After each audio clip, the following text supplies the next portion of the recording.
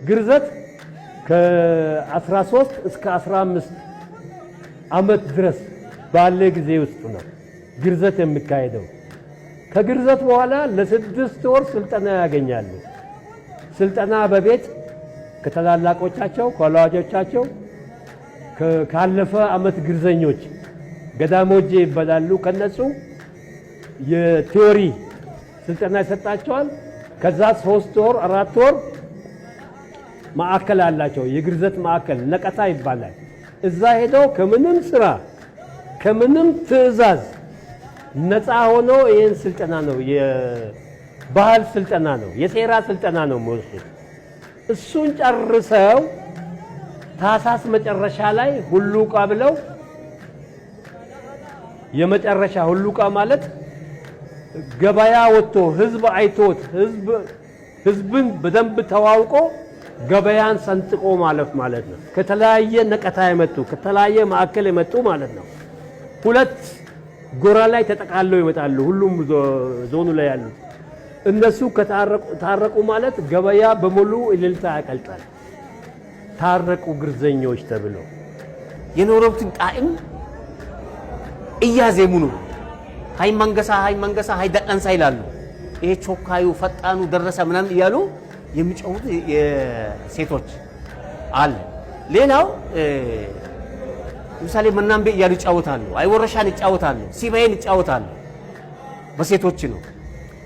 ወንዶች ለብቻ አለ ደግሞ እያዜሙት ግን ደግሞ ወንድም ሴትም አብሮ የሚጨፍር ዜማው ግን ለወንድ ብቻ ይሆን። ያካ ቅድም እዛ አይተሻል። ወንዱ አንዱ ብቻ እያዜማ ሌሎች ይጫወታሉ።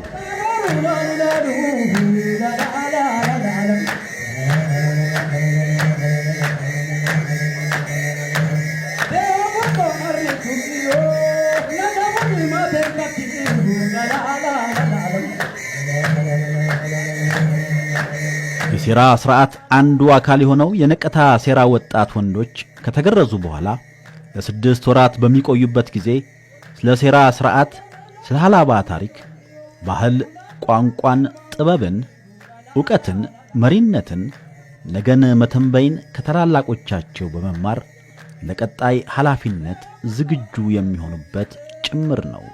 ቆጥ ላይ ነው 6 ወሩን የሚያሳልፈው። ቤት ውስጥ ምተኛበት ቤት ካለ የሚውልበት እዛ ቆጥ ላይ ወስቶ ጓደኞቹን እያበላ እያጠጣ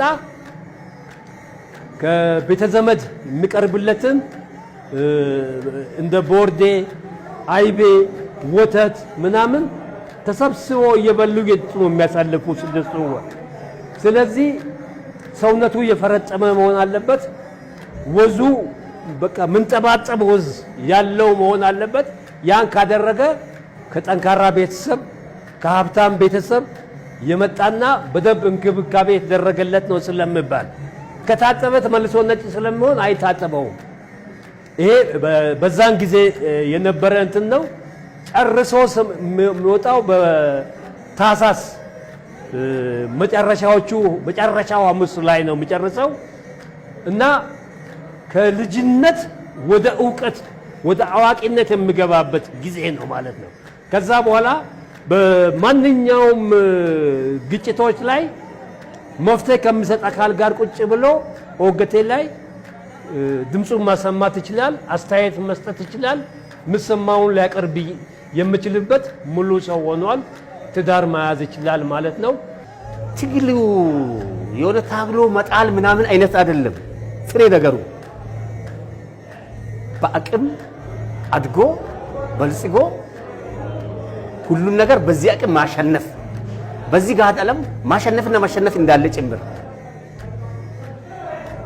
አቅም ያለው